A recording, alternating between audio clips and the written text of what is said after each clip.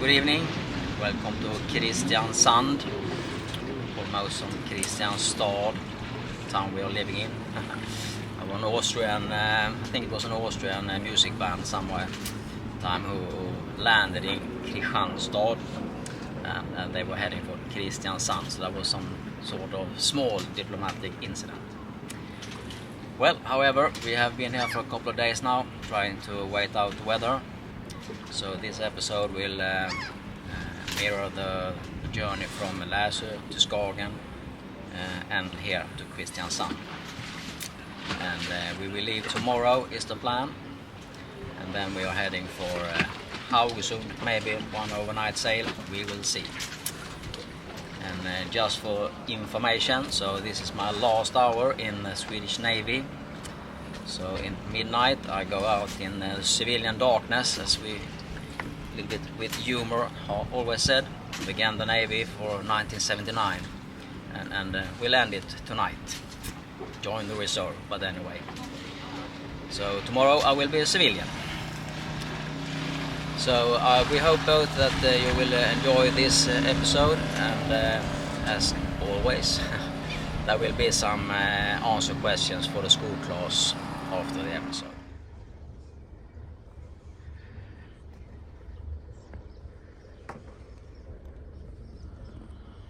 Time to leave Laesö.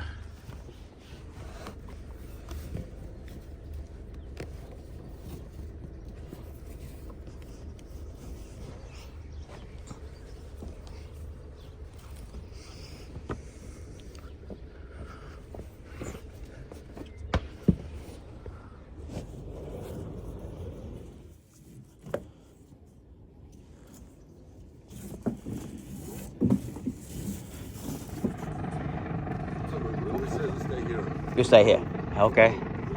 And then? Out. 2 days. Perfect. Have a nice day.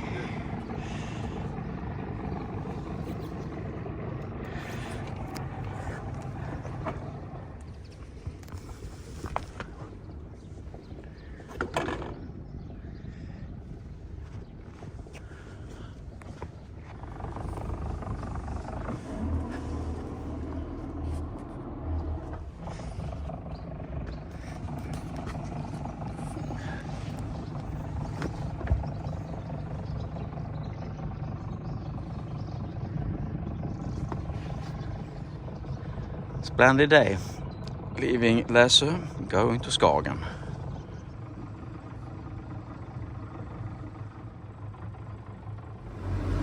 Sun, and we take down the, should we call it bimini roof, something.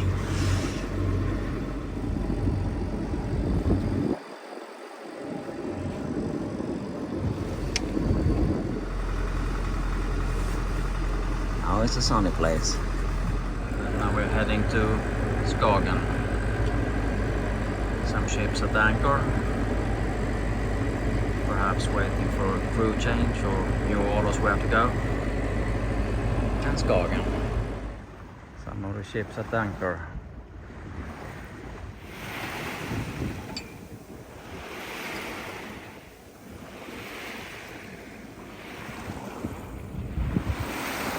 Danish frigate. Another rendezvous. The one a couple of days ago, it was Skjolden, was just a happy coincidence actually. This is more planned. It's my elder brother who is sailing with some friends and going to Skagen, coming from Swedish west coast to meet us.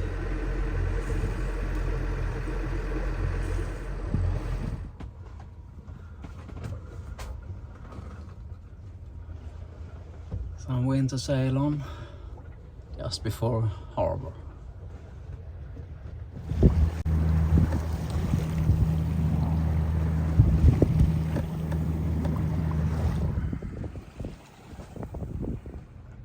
Windy when we go in today.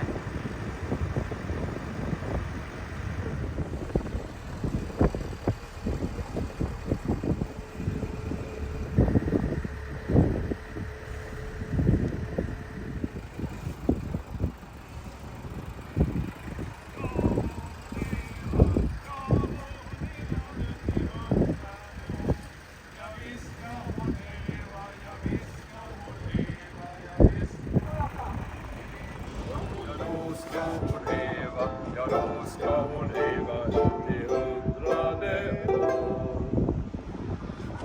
Ett trefaldigt skånsk och lundensiskt leve för Eva. Hon leve. Hipp hipp. Hurra! Hurra! Hurra!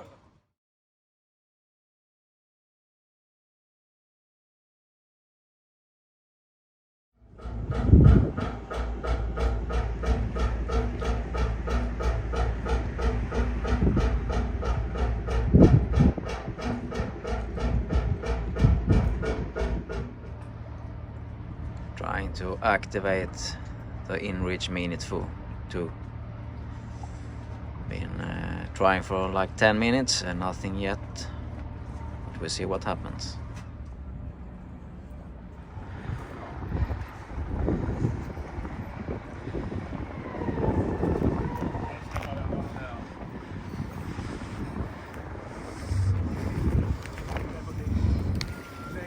Ja, ja.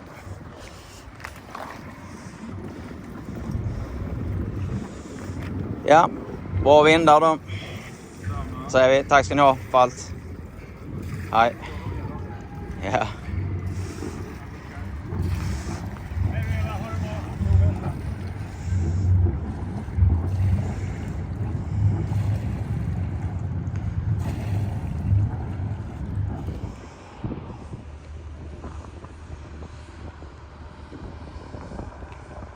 Quite big fishing boats here in Skagen.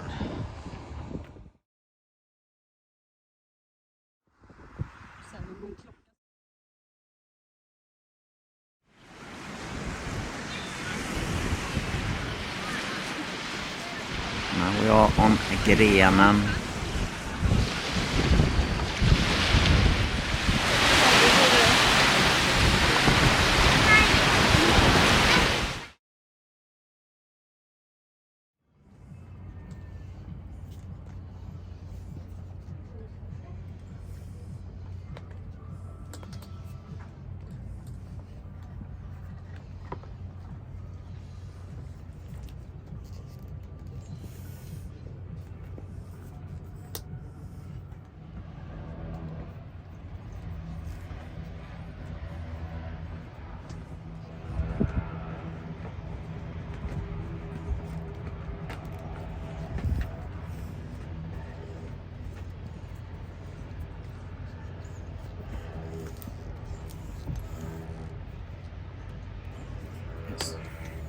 So now we have made a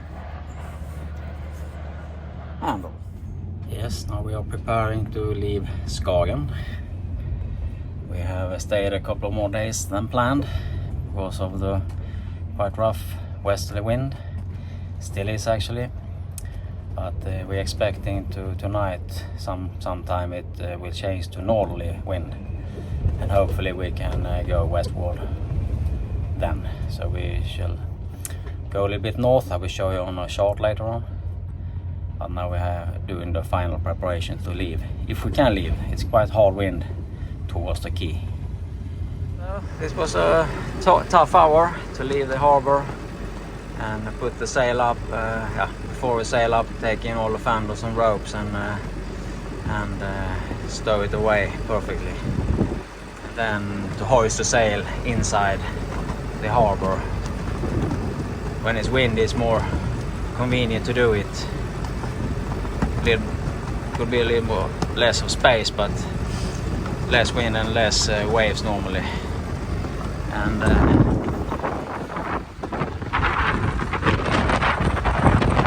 for now we are testing our third reef for the first time. Well reefed, cut or stay sail, foresail. Also just doing 4 knots in this wind, but I can live with that.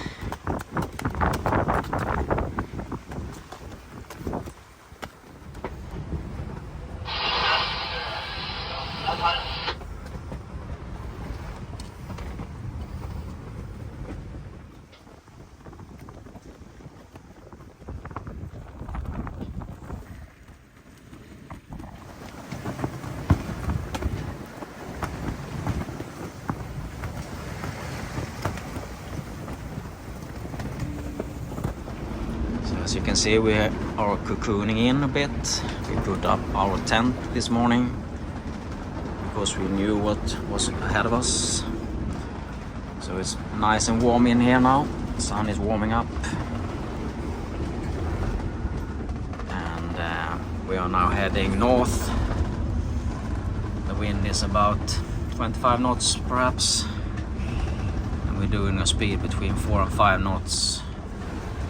3 reef in the main, and this day's foresail is also hard reefed just because. And we're heading north, a little bit west of north in best case now, and we're headed to Kristiansand. And late evening, I hope. The wind is supposed to turn to north, come from the north. That means we can tack and set course maybe 270. We'll be against the waves because it has blown westerly hard winds now for a week, I think, or more. But they will calm down, and then we, a little bit of luck, we can set course straight to Kristiansand. So maybe we reach that tomorrow evening. So it will be one overnight sail. Good morning. Closing in. We have some 8, 9, 10 hours left, but anyway, feels pretty close to Kristiansand. The night has been a little bit rolly, waves all over the place. Otherwise perfect. You will look at the sea chart. So all of us know we left Skagen around 12 something yesterday on the day, and then we head north on the westerly wind until it changed to northerly wind. Since then we're heading straight towards Kristiansand, and now we are about here, roughly 40 nautical miles left. Good evening, class 4, Fjälkestads, maybe others also almost welcome. So 31st May 2023, we're sitting here in Kristiansand, and now I'm gonna see if I have understood correctly. So please let me know if I've got it right. I think so, for all your explanations. And I have my computer because we have a lot of questions to talk about. One question was why is it warmer on the summer in the northern hemisphere, and we have established that the sun is further away from the earth in summertime. You could imagine it was the opposite, that the sun was close to the earth on the summer, but it's not. It's the opposite. But if I understand your answers, so in the winter time the sun and earth is closer, but the angle that the earth get hit by the sunbeams is spread out, you can say, and in the summertime it's more dense, more focused. That's why it's warmer. That's how I understand your answer. And then we were talking about the dates. We established sun again, earth again, and you probably will not see that now light, of course, but anyway, you remember this was winter time, this was summertime, and we were talking about 4 different dates which is important in navigation or celestial navigation or in general also. And I was thinking, what was this date, and what was this date, and what was this date, and this date, and what was the name of it. And there is some difficult English words now maybe, but we take it in both Swedish and English. So as I understand, this is around the 21st of December. It could be the 20th or 22. It varies a little bit but the Earth axle is tilted away. It's winter time, and as it most is around the 21st of December. Then 3 months later is the around 21st of March, and then it's, I give you a name soon. And then summertime, the sun is not close, but pointed at the northern hemisphere, and that's one date. And the last date is here, the 21 of September, and this was around midsummer, 21 of June.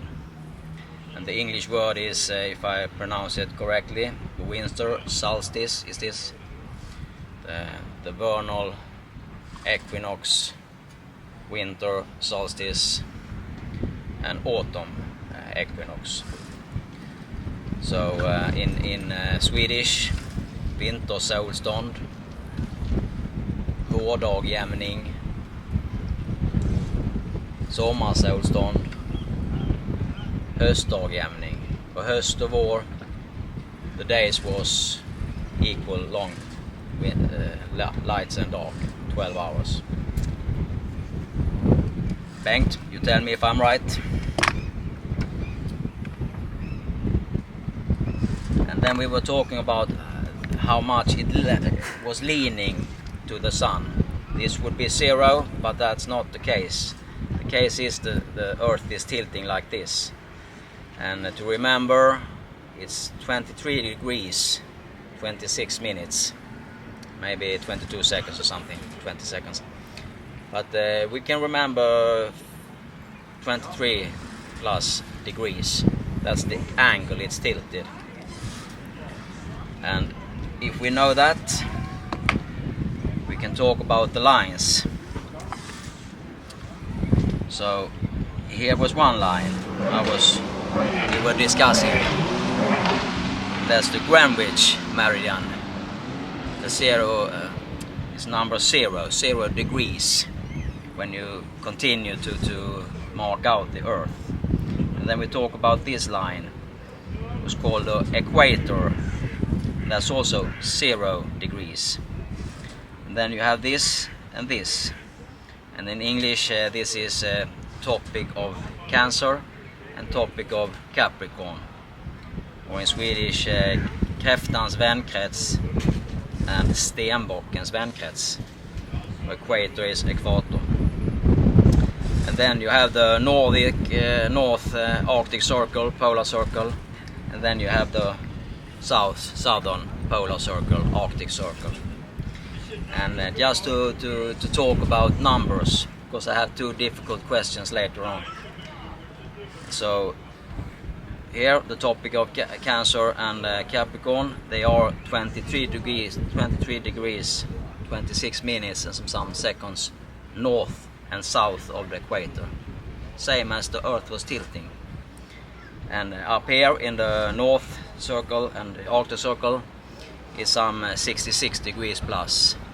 Together it will be 90 degrees. Yeah. So now I will have two difficult questions I also thinking very much about. You know, now we are in a boat, on a sailing boat, and I was starting to think the boat is floating. Yes, floating. So that's question number 1. Why is the boat float? Why doesn't it sink? If I throw a stone in the water, it will sink. Why does the boat float?